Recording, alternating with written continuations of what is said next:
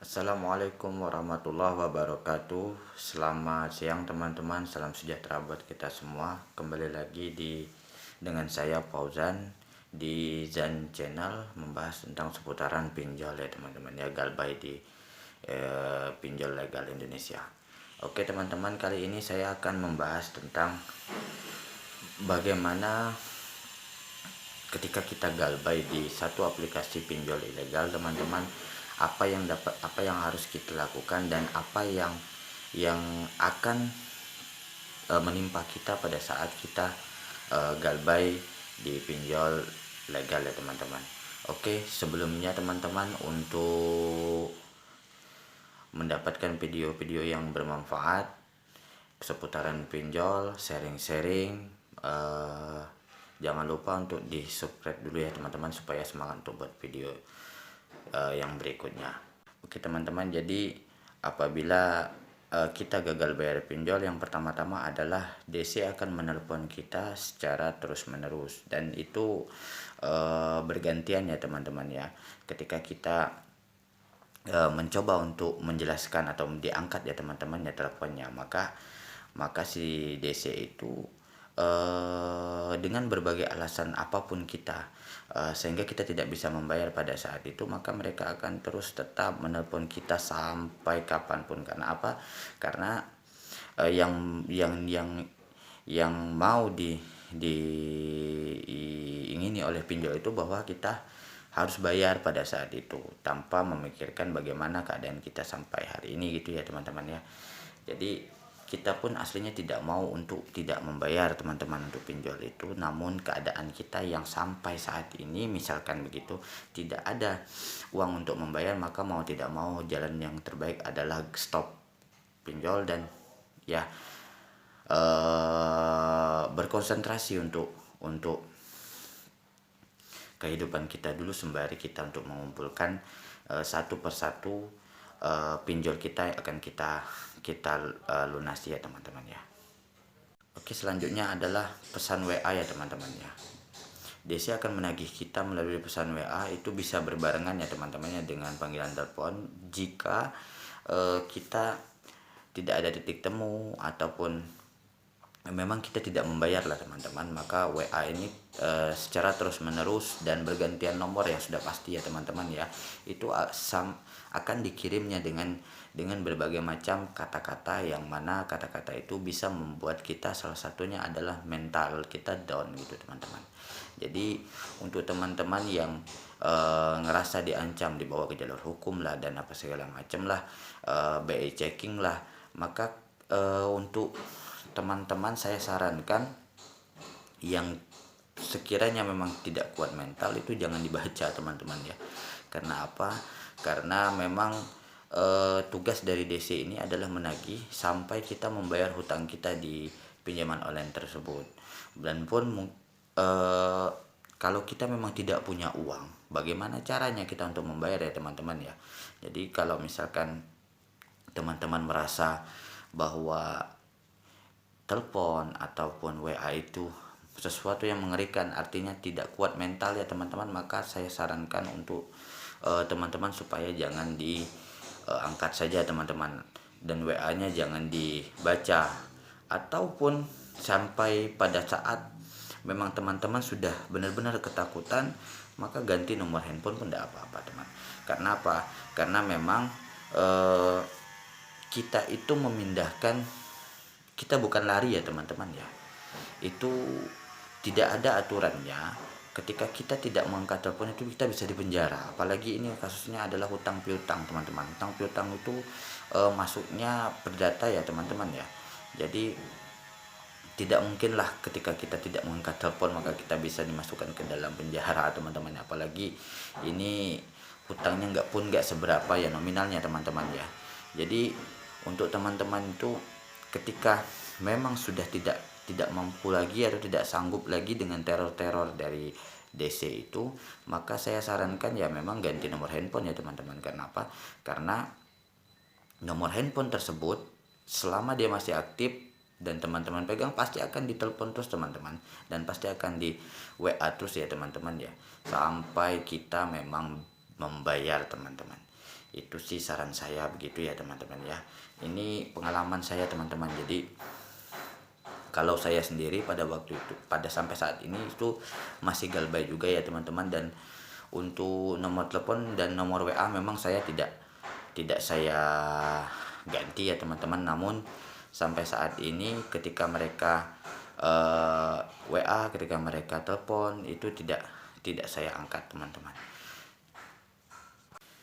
Selanjutnya apalagi teman-teman yang akan dilakukan DC setelah melakukan panggilan telepon, WA juga teman-teman ya, memang belum bisa bayar juga ya. Yang pastinya adalah kondar teman-teman. Kontak darurat kita akan dihubungi oleh DC pinjol tersebut untuk menanyakan kenapa kita tidak membayar tagihannya itu teman-teman ya. Jadi untuk teman-teman saya sarankan ini jangan khawatir ya teman-teman ya, ketika kontak darurat kita dihubungi. Yang pertama-tama yang harus kita lakukan adalah jelaskan teman-teman kepada kontak darurat kita bahwa memang kita ada permasalahan di aplikasi pinjol legal dan memang belum bisa untuk melunasi hutang-hutang kita gitu ya teman-teman ya. Jadi saya rasa itu ketika pinjol itu menghubungi kontak darurat itu bukan merupakan suatu yang menakutkan bagi kita ya teman-teman ya. Karena apa? Sudah pasti kontak darurat kita adalah orang-orang terdekat kita, dan yang mana orang-orang terdekat kita itu pasti akan mengerti teman-teman. Bahkan mungkin ketika kita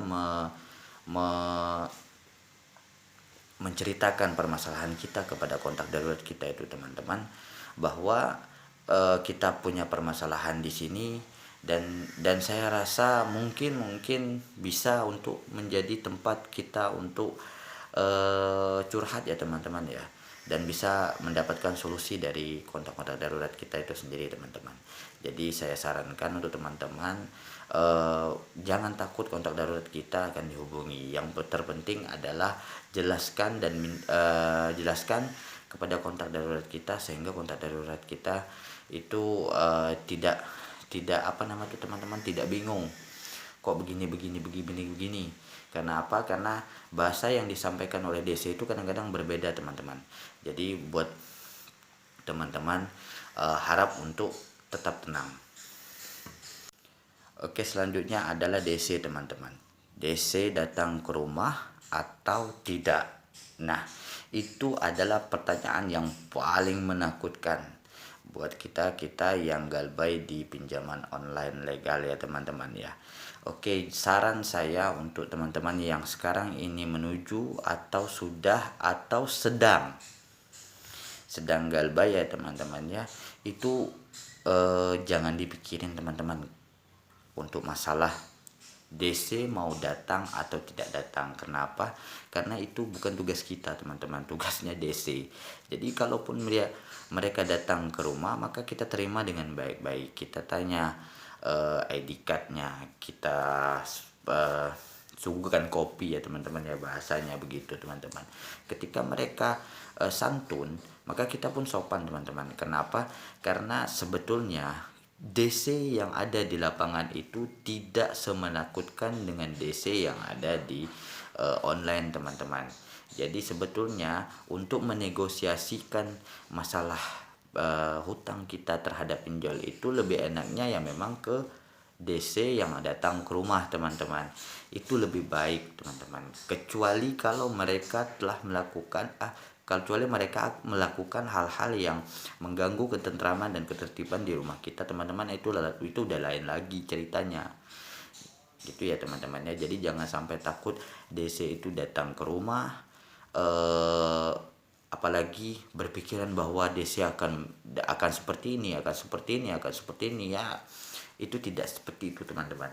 Jadi prakteknya di lapangan itu kebanyakan DC itu kalau saya lihat di teman-teman ya, di teman-teman yang berada di channel ini, mereka datang itu baik-baik loh teman-teman. Jadi nggak perlu harus takut, nggak perlu harus risau DC mau datang atau tidak, ataupun mempertanyakan DC itu datang nggak ya kira-kira ya ke rumah ya. Kalau DC datang ya datang lah. Kalau dia mau datang, kalau enggak ya enggak. Kenapa? Itu bukan tugas kita. Sekali lagi teman-teman, bahwa DC datang atau tidak datang itu bukan tugas Anda untuk berpikir. Yang Anda pikirkan adalah bagaimana kedepannya untuk melanjutkan hidup, itu yang pertama. Yang kedua adalah bagaimana cara Anda mengumpulkan sedikit demi sedikit uang rezeki yang Anda peroleh ya untuk menyelesaikan masalah pinjol-pinjol ini. Itu yang paling terpenting teman-teman. Karena apa? Karena yang kita takuti itu poinnya adalah hutang kita, bukan DC-nya. DC itu hanya menjalankan tugasnya untuk menagih, sementara kalau tugas kita membayar hutang. Jadi teman-teman harus pahami itu ya teman-teman. Jadi jangan dibalik mindsetnya. Ini kadang-kadang banyak dari teman-teman kita itu yang memikirkan DC sehingga melupakan nominal hutang yang ada di pinjol tersebut. Oke teman-teman, sampai di sini dulu ya teman-teman ya perjumpaan kita. Nantikan video-video selanjutnya dari saya dan channel, update-update terbaru tentang bagaimana cara bagaimana tentang pinjol-pinjol Indonesia ini ya teman-teman, legal ya ataupun ilegal gitu teman-teman. Jadi untuk teman-teman yang ingin sharing-sharing, teman-teman bisa lihat di deskripsi channel ini, bisa gabung di situ ya teman-teman ya, buat kita untuk saling menguatkan bagi-bagi yang masih sampai hari ini galbay atau akan menuju gagal bayar pinjol. Baiklah teman-teman, selamat sore. Assalamualaikum warahmatullahi wabarakatuh.